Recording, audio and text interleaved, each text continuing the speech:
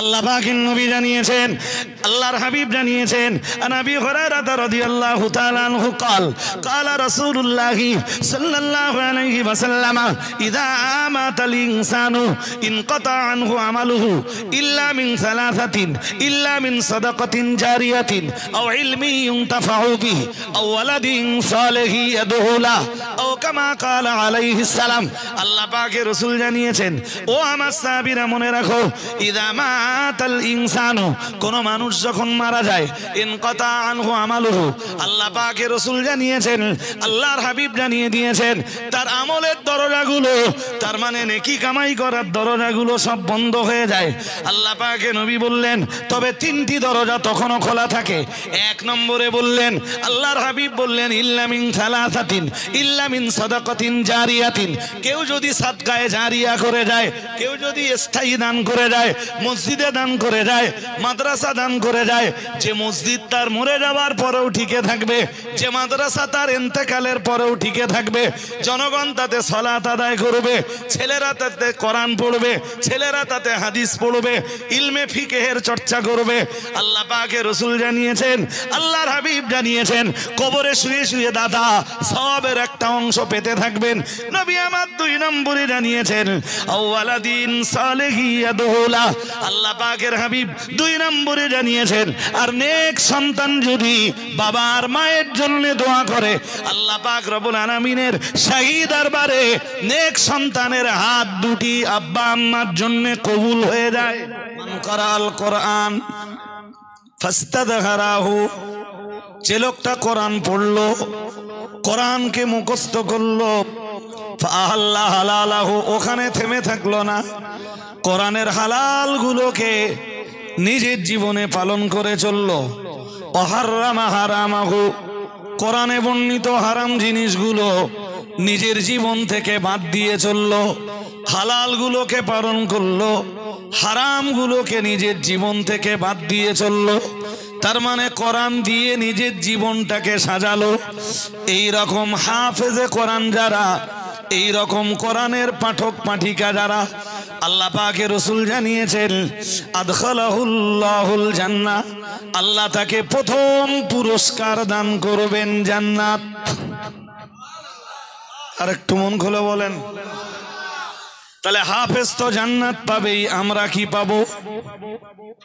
রাসূলুল্লাহ পরেই বললেন, ওয়াশাফাআহু ফি আশারাতিন মিন আহলি বাইতিহি কুল্লুহুম কদ ওয়াজাবাত লাহুম নার। ওই হাফেজে কোরআন জান্নাতের ভিতরে যাওয়ার পরে বলবে, আল্লাহ আমি তো জান্নাতে চলে এসেছি, কিন্তু তারা কোথায়? যাদের বদান্যতায়, যাদের দানের বিনিময়ে আমি কোরআনকে হেফজ করতে পেরেছিলাম, হাফেজে কোরআন হওয়ার সুযোগ পেয়েছিলাম, আল্লাহ আমি তো জান্নাতে চলে এসেছি, তারা কোথায়?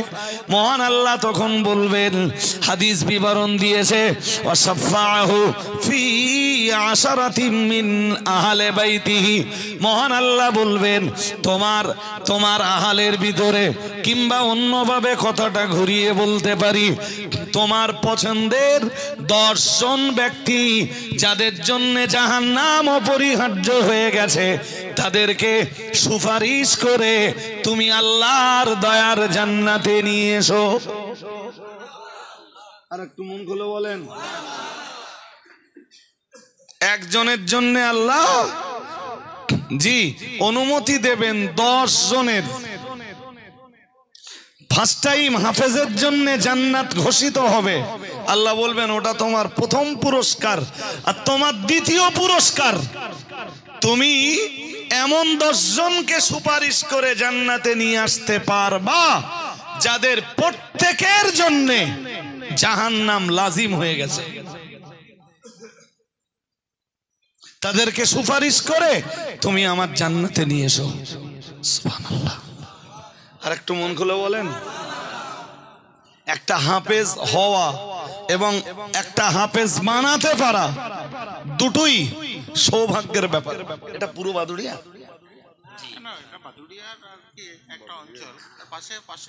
মানে এই গ্রামটা বাদুড়িয়া। তো আমি সত্যি জানতাম না যে এখানে একটা হিপসখানা আছে।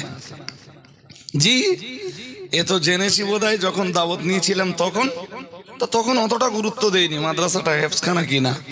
আজকে আমার কাছে ক্লিয়ার হয়েছে যেটা হেফজখানা। আপনারা খুব সৌভাগ্যবান যে এই গ্রাম থেকে বছরে একজন হাফেজ গড়ে দিতে পারাও এটা বিরাট সৌভাগ্যের ব্যাপার। তবে ওই সৌভাগ্যের সাথে আর একটা কথা যোগ করুন আপনারা, এটা মাই রিকোয়েস্ট। কি ছেলে এখানে বাইরে ছেলে ছাড়া গ্রামের ছেলে কটা পড়ে? একদম লোকালিটির আপনার? আচ্ছা,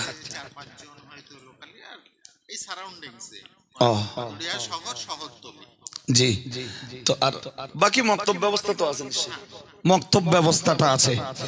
যেটা রিকোয়েস্ট আপনাদের কাছে সেটা হলো সন্তানদেরকে আপনি যেখানে পড়াবেন পড়ান। ইঞ্জিনিয়ার হবে কোনো আপত্তি নেই, মাস্টার হবে কোনো আপত্তি নেই, সায়েন্টিস্ট হবে কোনো আপত্তি নেই, ও একজন দার্শনিক হবে কোনো আপত্তি নেই, ও এসপি হবে আমার আপত্তি নেই। ছোটবেলায় আপনার সন্তানকে দুটো জিনিস দেন, দুটো জিনিস। ফার্স্ট টাইম একটু আল্লাহকে চিনিয়ে দেন, এটা বাবার দায়িত্ব। সন্তানকে আল্লাহ চিনিয়ে দেওয়া প্রথম দায়িত্ব। আর আল্লাহ চিনিয়ে দেওয়ার পাশাপাশি ওকে এবার বলুন যে তুমি এতক্ষণ ধরে যে আল্লাহকে চিনলে, রাত দিনে 5 বার সালাত আদায় করা ওই আল্লাহর হুকুম। ও সালাতের উপরে প্রতিষ্ঠিত হোক। আর একদম ছোটবেলায় ও যে স্কুলে যাচ্ছে যাক, ওকে কোরআনটা দিন।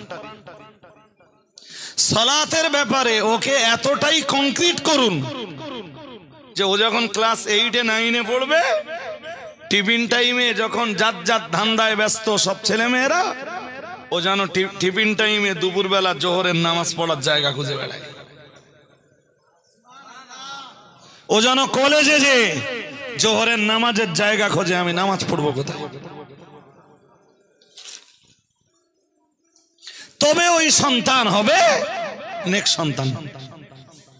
আপনি মরে যাবার পরে, খুব সোজা সাপটা বলছি, আমারে দাওয়াত দেবেন, পয়সা দেবেন, আপনার কবরের ধারে একদিন কেঁদে চলে যাব। তাও যেমন পয়সা তেমন কান্না। মাল বেশি হলে কান্না বেশি, মাল কম হলে বলেন, একদম সোজা কথা বলছি। বাট আপনি মরে যাবার পরে আপনার ছেলে আপনার কবরের দাঁড়িয়ে সূরা মুলক পড়বে, তাবারাকাল্লাযী বিয়াদিহিল মুলক ওয়া হুয়া আলা কুল্লি শাইইন কাদির আল্লাযী খালাকাল মাউতা ওয়াল হায়াতা লিয়াবলুয়াকুম আইয়ুকুম আহসানু আমালা। ও হাত তোলার আগে কবরের ধারে দাঁড়িয়ে, আপনার কবরের ধারে দাঁড়িয়ে সূরা মুলক পড়তে পড়তে চোখের যে পানিটা ঝরে পড়বে, আপনার সন্তানের ঝরে পড়া চোখের পানির বিনিময়ে আল্লাহ আপনার জিন্দেগির গুনাহকে মাফ করে দিতে পারেন। যা কোনো পীর সাহেবের হাতের বদৌলতে হতে পারে না। পীর সাহেবের দোয়ার বরকতে আপনার জিন্দেগির গুনাহ মাফ হতে পারে না। বাট আপনার সন্তানের চোখের পানির দৌলতে আল্লাহ আপনার জিন্দেগির গুনাহকে মাফ করে দিতে পারেন। গ্যারান্টি দিয়েছেন রাসূলুল্লাহ।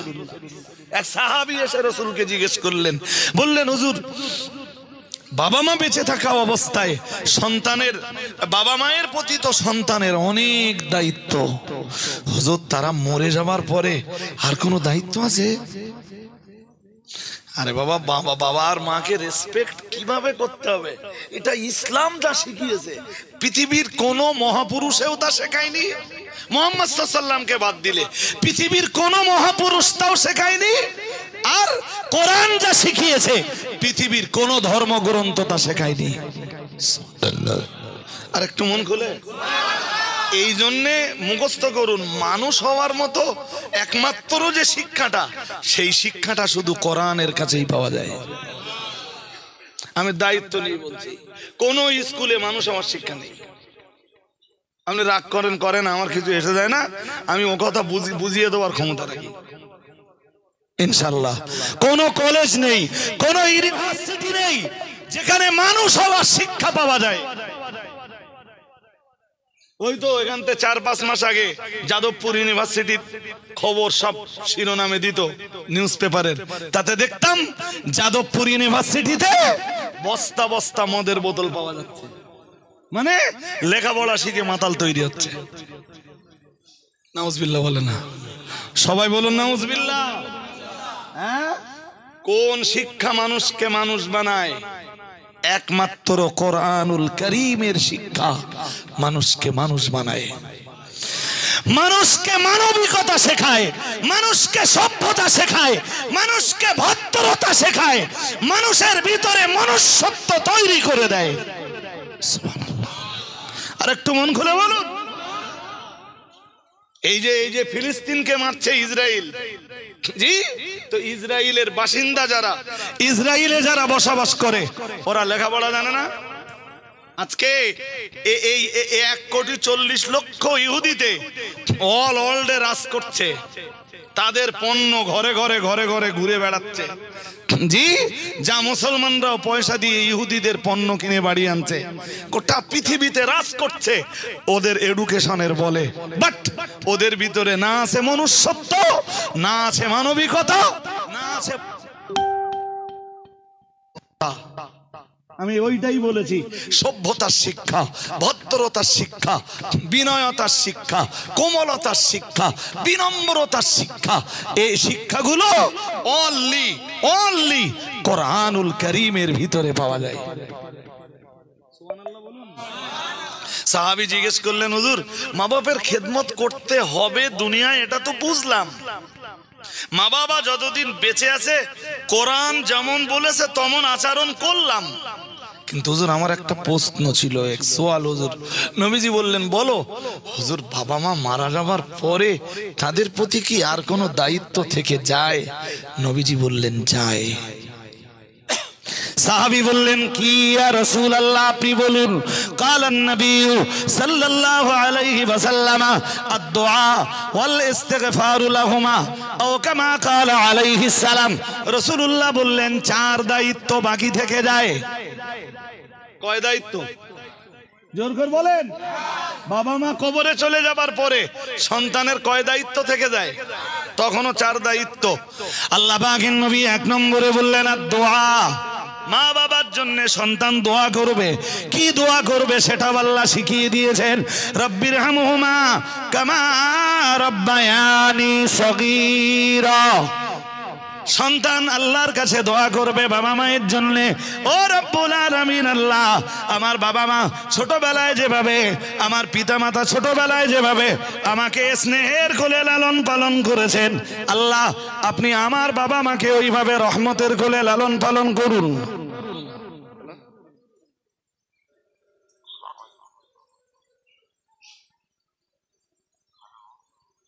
একটু পরে ফোন করেন, আমি স্টেজে।